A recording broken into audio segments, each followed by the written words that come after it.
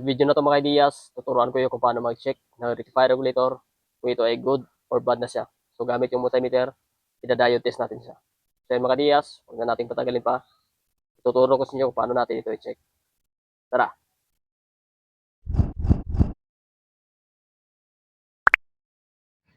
Ayan na, bago ko ituturo sa inyo mga ideas kung paano i-check ito gamit yung multimeter. So ida-diode test natin sa maya. So ano nga ba yung rectifier regulator? Ano yung trabaho niya sa ating mga motor?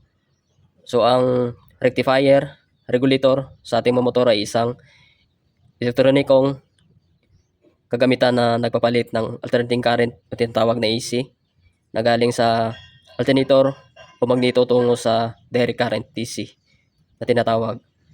Malagay ito mga ideas upang ma-charge ang ating mga baterya at mapagana ang mga ilaw at electrical components ng ating mga motor sa tamang voltahe. So ito yung trabaho niya habang pinoprotektahan ang mga ito mula sa sobrang kuryente. Yan.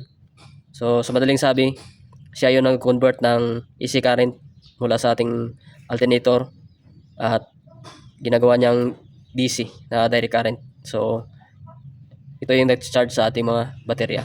Ayan. Siya yung nagko-control para hindi lulubo ang battery. Ayan. Hindi mag-overcharge. So lahat na kuryente na galing sa alternator, siya yung nagko-control para gawing DC current. Ayan.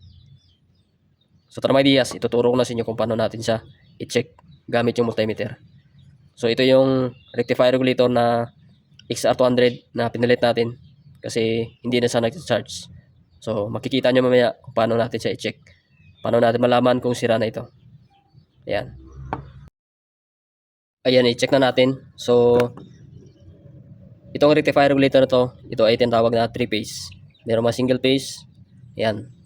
So itong tatlong yellow wire, ito yung kanyang sa galing sa stator. Ayan. Baga dito dumadaan yung kuryente galing sa ating alternator. Ayan. 3-phase. So ito yung sa ating charging. At itong green, ito yung kanyang ground. Ground ng ating regulator. Ayan. At itong red, ito yung kanyang sa papuntang battery. So dito papasok yung kuryente galing ng alternator at dito lalabas sa red wire. Papunta sa ating battery o sa ating baterya. Ayan. So dapat one direction lang siya kasi meron niya mga diode sa loob. So sa diode test natin, so set lang natin dito yung ating multimeter sa diode sign. Yan. So sa pag-check natin mga ideas, so ito yung galing sa ating stator. So isa-isahin natin to. So dapat yung ating test probe. So halimbawa ito yung kuryente galing sa ating alternator. So lagay natin ito. Dapat one direction lang siya. So check natin, i-reverse natin mamaya. So dapat meron siyang reading. So ang reading niya dapat nagre-range sa 0.4 to 8 or 0.5. Ayan. Flash ko lang sa screen. So check natin. Positive test probe.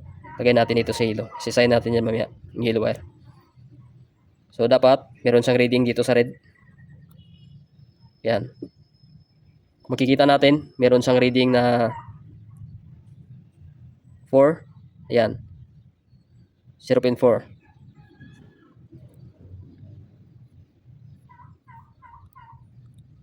Ayan. So mababa na. Dapat kasi nasa 48. Ayan. 44 lang siya. So sa kabila naman. Dito.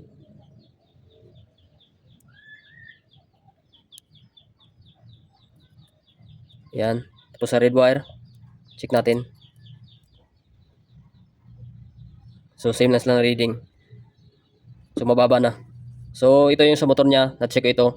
Ay may na sa mag-charge. So laging nalulubat ang kanyang battery. So check naman natin sa isa. Yan, sobrang baba dito. 429. Ayan, mababa. Kaysa dito sa dalawa. Yan. So ibig sabihin nito may ideas, may nanas ang kumarga.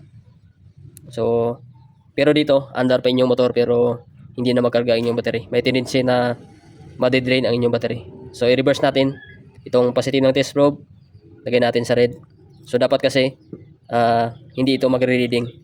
Kasi pag magre-reading siya, ibig sabihin sira itong rectifier regulator. Ayan. Positive na test probe, lagay natin sa red. So dapat walang babalik na kurente. So dapat one way lang. Ayan. Wala.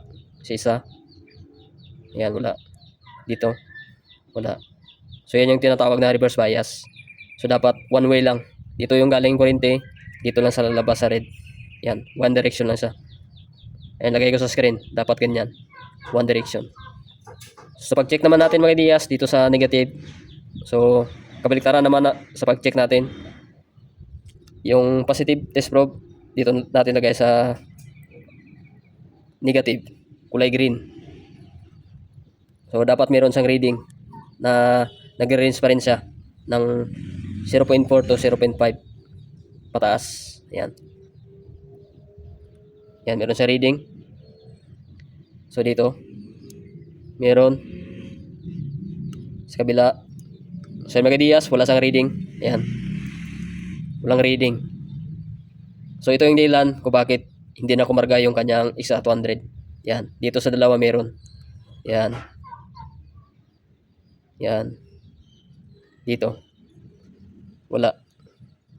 So ibig sabihin nito, putol yung diode dito. So dapat one direction lang siya. Yung pag-diode test natin. Ayan. Flash screen. So dapat ganyan siya. So i-reverse naman natin. Dapat wala sang reading. So lagyan natin sa green, negative. Ang negative test probe natin. Reverse natin, dapat walang reading. Ayan, wala. Ayan. Wala. So ganun lang pag-test mga ideas. So kaya hindi kumarga yung kanyang battery. So putol yung isang diode. Diode dito sa negative. Ayan. So ibig sabihin nito, may hinanang kumargain yung battery at madidrain siya. Susunod, ipakita ko sa inyo yung pag-actual test. So dapat kasi halimbawa meron kayong test light. So wala kayong multimeter. Tanggalin nyo lang itong red. Ayan, ito nakasaksak na to. So i-check nyo dito. Pag yung test light nyo ay mahina yung kanyang ilaw, pag nirip nyo yung motor, i-check nyo dito. Pag mahina yung ilaw ng inyong test light, ibig sabihin yan, sira ang regulator. At pag check nyo naman, pag RPM nyo ng motor nyo, napundi nyo yung test light. So ibig sabihin pa rin yan, sira ang inyong regulator. So may mga regulator na aandar pa rin ang inyong motor. Pero yun lang, pag ma-drain na yung battery, talagang hindi na andar ang inyong motor. Ayan. So yan yung mga sign na pasira na yung rectifier regulator. Siguro may ideas, hanggang dito nating video. So ganito na mag-check ng rectifier regulator gamit yung multimeter.